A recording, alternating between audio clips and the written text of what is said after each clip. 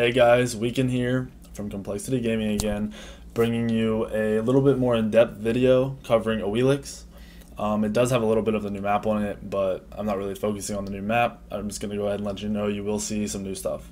I'm going to go over builds, I'm going to go over ability, how you want to rank up your abilities. I'm going to go over a few clips and tricks and how you really want to look at playing the god. And then finally at the end, I'm going to cover the gods you want to play against. I'm going to cover the gods you want to avoid, and I'm also going to cover the gods you want to have on your team when you pick Awilix. To start off with, the build is very general. You want to go Warrior Tabby Boots, and then you want to go into Jotun's Wrath. By doing this, you're giving yourself the CDR needed to sustain in team fights in 1v1s and just put out max damage. You're really ability based early, then you transition into a mix of ability / auto attack based god. I say this because your 2 is set up off of 2 auto attacks, and then this leads into more auto attacks after you use each ability. Third item in this build is going to be Concise. By doing this, you're going to be very good at killing tanks. You're really getting max damage out by auto attacking twice using your 2, and then knocking him up, auto attacking twice. You also have the ability to ult and then auto attack twice. In the current meta, I say this over and over again, you really want to pick up Magi's Blessing. This allows for you to team fight longer. It makes it so you won't get caught as often. It's really just a key item in just about every god's build. If there is no lockdown on the other team, you can go Witchblade. It's not really optimal always, but it's an option, so remember that. Now, fifth item, you're looking at Brawler's Beatstick. By getting Brawlers, you're getting more damage, more penetration. This is going to be great for your abilities. You're going to put out max damage, and you're also still going to have that poke damage that I'm talking about. Every time you auto attack twice to set up your 2, all this damage is just increasing. And if you finish your build off, well, hold on. If you can also go Hydras as a 5th item. This makes the build really expensive. I don't necessarily recommend it. It gives you max CDR, which is nice. It gives you the extra auto attack damage after your ability, but I really don't recommend it. It's just an option for you if it's something you want to do and try out. I do recommend the Brawler's Beatstick. Now finally, as I was going to say before, you can go straight into Titan's Bane, or finally into Titan's Bane. There's nothing else you really want to go. If you do need to be more tanky, you can finish off with some sort of tank item, like Urchin or something like that. But I do recommend finishing off with more damage because of how mobile you can be. And if you optimize correctly on your use of your abilities, you really don't take that much damage. Now there is another build. The build starts off the same. It is a crit build, but like I said, it starts off the same. You're going to go Warrior Tabby Boots. You're going to go into a Jotun's Wrath. By getting both of these items, it's kind of similar. You're still ability based early. You get a lot of setup off of your abilities, so the more often you can use them, the more damage you can actually get out with your auto attacks and your crits. Now to get online earlier, I say avoid Concise. Go into Executioner. You're getting the item up early, you're still getting the attack speed, you're still getting some damage, and you're getting some extra penetration.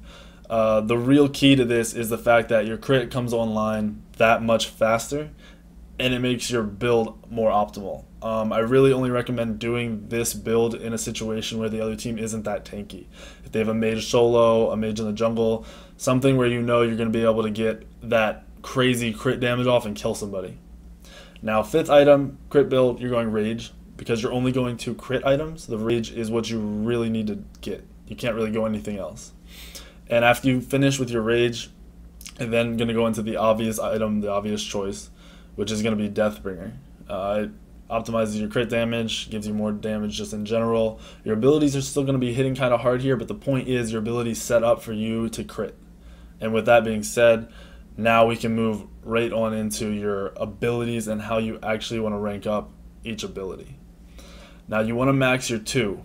To set up on your 2 to get max damage, you auto attack twice. Right after auto attacking the second time, you then use your second ability, does max damage.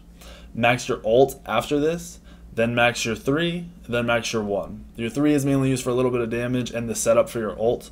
Your ult is just set up purely. It does do some damage, but it's mainly the setup. Your 2 is all of your damage. Now, like I said, your 2 is all of your damage. You're an amazing brawler early. You see this person, the Thor right here, gets chunked just from your 2. It's level 3. I did like 150 damage or something like that. And it's just something people will never expect. They don't play against this god very often, so make sure you take advantage of that. The knowledge that you have and other players don't is a really big thing in this game. Now, like I was saying, brawling early is key. You really want to make sure you auto-attack twice. In this clip right here, I did not do that. I only auto-attacked once. You are doing a decent amount of damage there still. We killed them, but using it after 2 autos is your max damage, is what you always want to look at doing. Now, your first ability is a leap. It's also a movement speed buff, but it's mainly the leap that is key. You can put yourself in horrible situations all the time, so make sure you don't waste it with initiation. As you can see, I get right out with it. It's kind of sketchy sometimes using it because it does take the setup, but it's amazing. Now we're going to look at the setup with your ult. Your third ability can knock people up from the sides and the back now. So when you use it properly, you knock them up, you can ult them back. Now, when you jump in with your 1, people usually run. So here, you go ahead, you throw your 3, set them up, take some steps back, as you could see before the frame paused. And by pulling them back, you put them in a worse position, you ult them, they're dead, almost always. If you have any team help there, they're definitely going to die. As you can see, this is just another point. You jump in, people run away, throw your third ability if you can land it, which isn't too difficult anymore. You then have an easy ult, easy setup, kill. You don't always have to leap in. You can come in from the sides now, which is kind of important on the god. You can change your positioning, and people just won't expect you to be doing what you're doing. Now, your second ability, told you it's your key for damage, but it's also great for immuning abilities. You saw I flipped over the Geb as he was ulting. You can do this against many things. You can do it against Poseidon ult. You can do it against a Thor stun. Just about anything in the game that is ground targeted and going to do some damage, or ground based, you're going to be able to flip and do a lot of damage. Now, we talked about the build turning into more of an auto attack build. In these clips, you're going to see my build's a little bit different. I was experimenting with something, but it still proves my point that your abilities do a lot of damage. However, you're still auto attack based once it comes down to it in the end. You can poke someone out a lot. You can immune yourself from taking damage, as I've been saying. Your mobility is high, so it's great for you to use your abilities to set you up to just do pure auto attack damage. Either build that I recommended is better than the build I was trying out in these clips, but as I was saying, it gets the point across. You'll understand. Now, once you're full build, you want to make sure you're focusing more primarily on your auto attacks than just necessarily ability based damage. So as you can see here, I just go ham on the Ra. I just auto attack him. I didn't use any abilities. Something you want to look at doing when you're playing more towards the late game. Now, I told you I was going to go over gods you want to play against. When you are picking Awilix, if you want to pick Awilix, you want to look at playing against Serket. You're a great counter to Serket. You want to look at playing against the Kali. With your 2 being able to flip and taking no damage during that time, you're able to set up a lot of damage against the Kali. You can even dodge his stun if you do it correctly. The Hun Bats matchup is great. You can jump out of the ult if you time it quickly enough, and then you can pull the Hun Bats back in when he tries to leap away. Any kind of counter initiation is great. Same with Hades. When Hades dashes under the ground, you can pull him back. And then the setup is amazing. He's going to die no matter what. If you have a teammate there, this person is going to die because you will pull him out of position. You're an amazing counter to Scylla. Not many people realize this. Scylla dashes, when she's dashing under the ground, whatever it is, when she's not on top of the ground like that, you can pull her back. And then she has to ult to get away, and even then you can still kill her. You also have a great matchup against Anher. Just about any ADC with some kind of leap or backflip or anything, you have an amazing matchup because you can get on top of them. You can use your second ability. They leap away, you ult them back. You can then, off of the ult, you can 3 and set them up again. You can pretty much keep them in the air, moving around, unable to do anything for a long amount of time.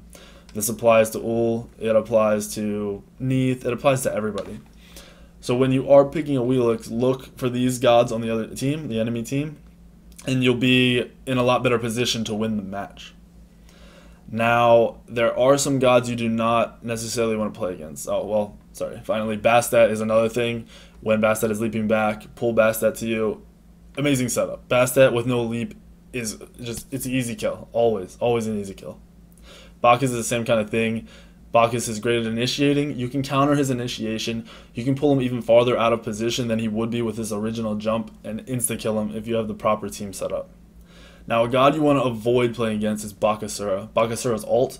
You cannot use your second ability in it. You cannot leap out of it.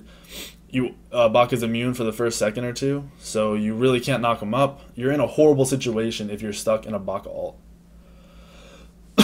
Now, Nemesis is another situation where you want to avoid. The shield kind of makes it hard to kill a Nemesis 1v1. If Nemesis is playing properly, she will ult you, she will slow you, she will auto-attack you to death. Thor is another situation. If you can max your use on your second ability to dodge walls almost always, you can 1v1 a Thor. It will be kind of difficult sometimes if the Thor is good. Counter initiation hurts. Pretty much the key with Thor. Now, there are some gods on your team. If you see a Hebo on your team, you want to pick Awilix. The setup off of the 3 knockup into your ult, into an Hebo ult, is almost always an insta-kill. There aren't many gods that can live through that. The tanks are going to be the ones that live through that. Geb is another amazing setup. Geb's knockup on his ability makes it great for you to pull people back. And since it's not his ult, it works great. You can set it up. If something can go wrong, you could not ult, and you can redo it again. Sylvanas, kind of similar. However, it is Sylvanas' ult that knocks people up. So you kind of want to be wary about who you're pulling. Vulcan is similar to Hebo. Vulcan has the knockup, like I keep saying. All of these gods are great. If these gods are in the middle lane, or you're in a situation where you're 2v2ing, 3v3ing, if it's a smaller fight, and they get a knockup off, your ult can change the team fight. Vamana is kind of a stretch. The knockup off of Vamana is the same as all the other gods. Vamana isn't something necessarily you're going to say, there's a Vamana, I'm going to pick Awilix, but it is an option for you to remember, and I don't want you to forget that. So hopefully all of this helps you guys out. I really hope you guys can pick up Awilix. It's a very, very fun god. She's amazing. If you guys could subscribe to my channel, like the video, share it, it'd be great, and thanks guys.